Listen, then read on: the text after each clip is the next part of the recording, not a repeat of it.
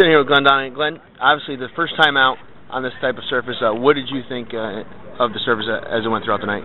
Well, you got to remember, we set this up for a feature condition right away. We're only going to do this for an hour. So when the modifieds first went out, it was set up just like a feature race. And that's why we set it up. We only used 3 loads of water all day. You had sun. I mean, this was the worst conditions you could do this with, but we wanted it that way. Why? Because we wanted to see, and I set, for the first part, right behind the flagger stand to see what the dust conditions were. And of course, we had none. You go down to turn 1, same thing, standing right there. Now, sure, you see a little dust, but it's so heavy with wax products all over it, it drops right away. So that accomplishment was good. Yeah, I know some of the drivers were not that they were complaining, but they said it was a little abrasive. The track conditions, they couldn't see a lot of difference between the two surfaces, but that's normal too. We don't want to change the conditions. What we want to do is improve our dust problems that we've had, and this was a perfect day to try and prove that we can put a surface down there that doesn't produce dust. So I think we've learned a lot. I know there's a chemist here from the wax company. Carl Myers is here with his engineer. So I think we can get our heads together and come up with what we want to do for this Friday. So then, all in all, you'd say this met your expectations of where you guys would want to be at this point? Yeah, I definitely think so. When you can produce on a day like today without using any water, basically, 3 loads is nothing. In fact, the crew was just hanging around saying, Jesus Christ, we got nothing to do. And I'm saying, well, that's what I want you to do right now. We want to leave this like it's a feature race right away, because you only got these cars here for an hour. And so that's what you saw out here. If you went out on the track, and again, we invited everyone to go out and look at the track. And so I would say that everything that we wanted to do was done today. And the one thing that we wanted to accomplish is to have a dust-free condition. That's where you got to start. And that I think we accomplished. Now we got to work on other things that has to do with the actual racing. Taking a look at it, how do you think this will hold up? Tonight we only had about 15 race cars on. How do you think it's going to hold up when we start putting a lot of race cars out there? 24 cars in a modified feature. Yeah, and that's what we set it up for. We knew with that few of a race cars that we needed the conditions where it was just like a feature. So that's why we purposely didn't water this track. When those cars went out on that racetrack, it was already as dry as it could have been. Couldn't have been any drier, and it couldn't have been, because all we were trying to test is the dust. So that's, again, why we did this testing. It wasn't to see how many cars we could get out there, how fast it was going to go. We were testing the dust conditions, because that's the thing that every dirt track needs to solve before you can move ahead with anything. And that, I think, we accomplished. That's what we set out to do. Now, a lot of people are asking questions about, what is it, a wax, or what is it, considering you're working with a guy like Carl Myers? Is it a natural product? What kind of product is it exactly that you're putting into it? Same product they use on baseball diamonds, same product they use in horse arenas, thoroughbred racing in California. They, it's basically the same product, same company. This IGI produces all that, those waxes, which 90% of it is. What are waxes made of? Mostly oil. So off of the crude oil #1 is where you make the waxes, and we have it emulsified into a liquid form, and our driving force is water with it. So between that and working the track up and putting it all together, there's 2 inches of that product laying right in there. They're not going to penetrate it. It's a pretty good surface, and today is the first day we ever tried it.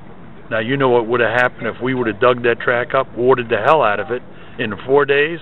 You know what that would have looked like? It would have looked like a Baja. So you can see what it did and what we accomplished. So there's a lot more to this than just what we're telling you on the dust itself. You would have never been able to do this if it was just a clay track and you dug it up 4 days ago and you raced on it tonight and saw no dust. I have one more question. Hold on. What was it? Is there any concern using an oil-based product where if there is a little bit of dust, what people are inhaling or anything like that, is there an environmental concern with it or no? No, this is 100% Again, this is the same thing you got in every baseball diamond. Every Major League Baseball diamond uses the same thing. You never see an umpire go out and sweep off home plate anymore. It's because it's the same product. And I'm not saying the same. It's not 100% the same, but it's basically the same product. Was it labor intensive to get the product into the track? You know, you said you went down a couple inches. You know, you've been here a couple days working on it. You know, I didn't work on it myself, but we only had 2 guys working on it. Normally they take 5 guys to do what these 2 guys did because of the packers and everything else. You didn't have to do all that. You know, a lot of this stuff took care of itself, and it was very little work. The product's expensive. I mean, thanks to Carl Myers, you know, he invested that we put into this track about $70,000, you know, worth of product, and so it's not cheap. It's not cheap to do this. But again, this was the first application, first time ever tried in this country, and I think it was pretty successful. It accomplished everything we wanted it to do. And now, from there, it's going to be a lot easier coming up with what we want to do for racing. We weren't here to do it to produce a record-setting, you know, we only wanted to do exactly what they'd normally do. And the times they turned here was exactly the same as they would have turned if this was Friday night and it was a feature. So we weren't trying to do anything that, and we won't. We won't try and set any records with anything.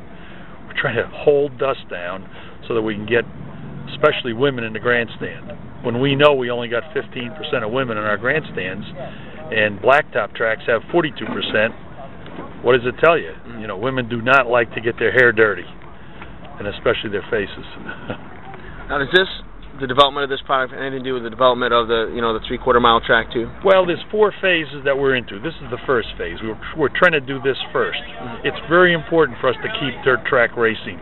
I mean, I was in it for 35 years, so I know exactly what you need to do. And for 35 years, and we were producing at least 100 racetracks every year, I always had problems with dust. So if I'm getting back into it, I don't want to get back into it and have those same problems nagging away at you, or bringing in people and the guy says, geez, I can't come back. My wife doesn't want to go back to that. I heard it so many times.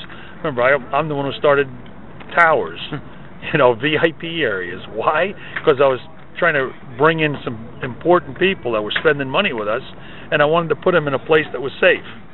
So there was no safer place than an enclosed place, you know, so they didn't get dust on them. And after you do that for that many years and keep banging the same thing, and every racetrack, if you talk to any promoter, they're all going to tell you, how do we increase our grandstands? Well, number one to me is, you better not have any more dust, because that's the same thing I've heard from every guy that I've ever told to bring your wife, your girlfriend, or your mother to the racetrack. They never came back. So that's the first thing we wanted to accomplish here. Hopefully this will help every short track. And in the maintenance bill, over a 3 or 4 year period, will probably offset whatever it costs to put this in. Now, I'm not saying we're 100% there right now. Now that's a cell phone. So, you know, again, we still got more to do. Now, it must be his girl. Oh, no. No. Nope, not one of those. Well, Glenn, thanks a lot for your time. Okay.